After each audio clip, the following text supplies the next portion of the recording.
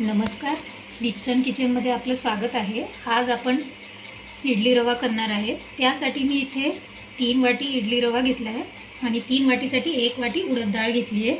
स्वच्छ निवडून भिजत घातली होती। 2 ते 3 तास झाले आणि या रव्याला सुद्धा मी भिजत घातलं होतं 2 ते 3 तास। आता त्यानंतर आपण ही उडदाची डाळ जी आहे ती बारीक वाटून घेणार आहोत। चला, इथे आपण पाहू शकता उडदाची डाळ जी आहे ती वाटून घेतली मी आणि आपण जो रवा घेतला होता तो यामध्ये छान मिक्स केला आहे। मिक्स करून मी इथे तो 1 तास ठेवलं होतं उडदाची डाळ वाटून घेतल्यानंतर। आता आपण हे जे बॅटर केलं आहे ते आता इडलीच्या भांड्यामध्ये टाकून घेणार आहोत। चला, इथे आपण पाहू शकता इथे इडलीच्या भांड्याला मी आधी तेल लावून घेतलं, म्हणजे मग इडली जी आहे ती खाली लागणार नाही।